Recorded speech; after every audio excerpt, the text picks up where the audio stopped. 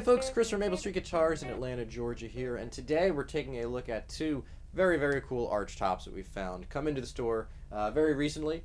This isn't going to be a typical comparison. There are a lot of differences between these two guitars, so it's not really an apples to apples sort of thing, but instead we just wanted to highlight them and take a look at, some of the kind of key features to help you decide maybe if you're interested in an Archtop, what things you might like.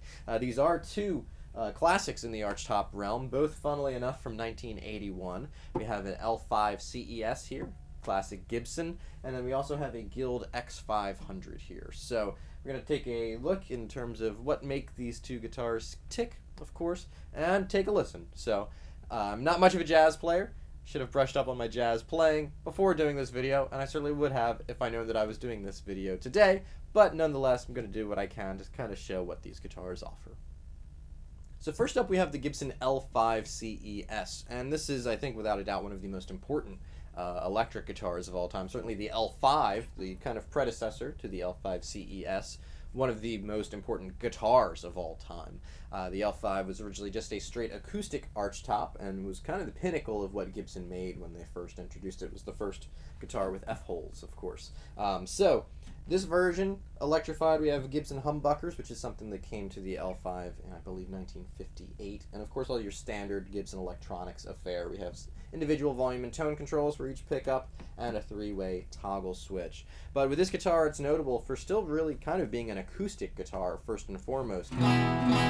Just playing it acoustically, it has such a vibrant and bold voice. This is an archtop, or not just an archtop, but a fully carved archtop. So we have a spruce top with maple back and sides, kind of your usual archtop combination here, but really a voice that translates that acoustic kind of resonance and quality to when it's plugged in.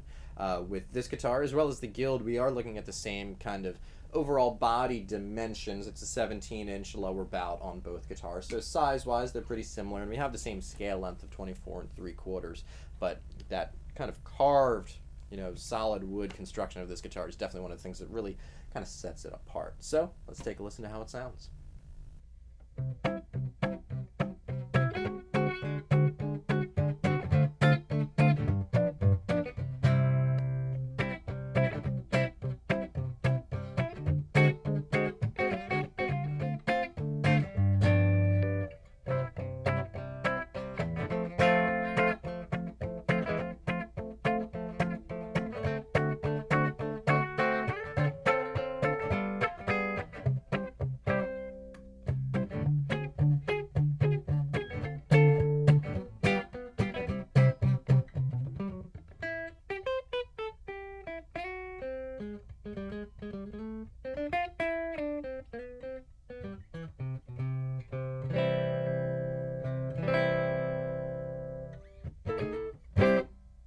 Next up we have the Guild X500, and this is kind of one of the premier Guild archtop guitars. There were a couple that were seen as maybe a slight tier above as you introduced more solid wood construction, of course the Artist Award being kind of the most notable of those guitars.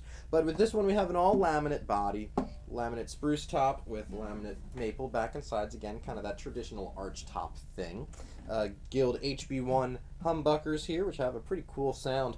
Control-wise, things are a little bit different. We do have your standard three-way toggle switch and your Gibson-esque individual volume and tone controls, but we also have the addition of an overall master volume. So that's kind of cool in terms of dialing in your sounds independently and maybe pulling that back for your rhythm sound, and then you have a little extra kind of within grasp here, very close to the pickguard and the strings where your hand would meet. So really smart idea. Notable thing here, we do have round wound strings on the Gibson to kind of really emphasize that acoustic voice. On this one we do have some D'Addario chrome flat wound strings. So definitely we're going to hear a lot of the difference in the sound coming from those different strings, but again just kind of wanted to showcase both of these guitars. So without further ado, let's take a look at the Guild X500.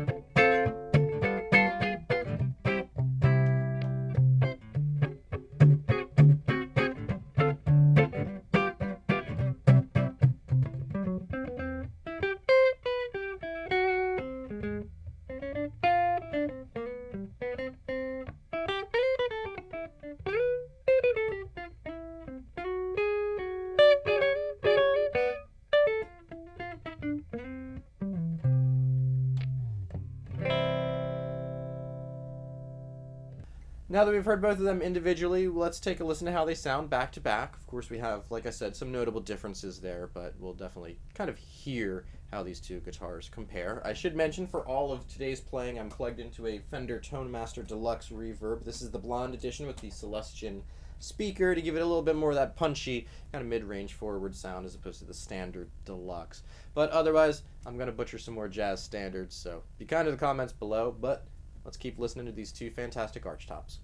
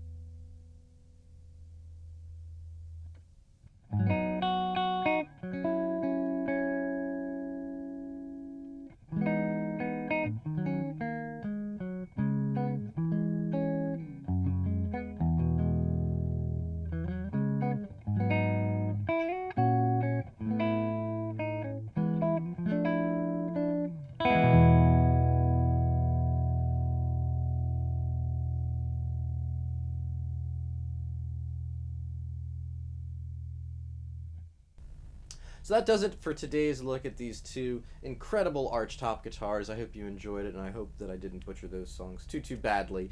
But let me know in the comments below what you thought. Are you more of a fully carved Archtop person? Do you prefer a laminate build, something where you can turn the volume up a little more? Are you on team flat wounds, or are you on team round wounds? I'll be curious to hear what you think about both of the guitars and just your general opinions on Archtops. But thank you for joining us. As always, if you liked anything that you heard today, please like and or subscribe if you haven't already. And of course, please come and see us sometime here in Atlanta, Georgia. So until next time, for Maple Street Guitars, I'm Chris. Cheers.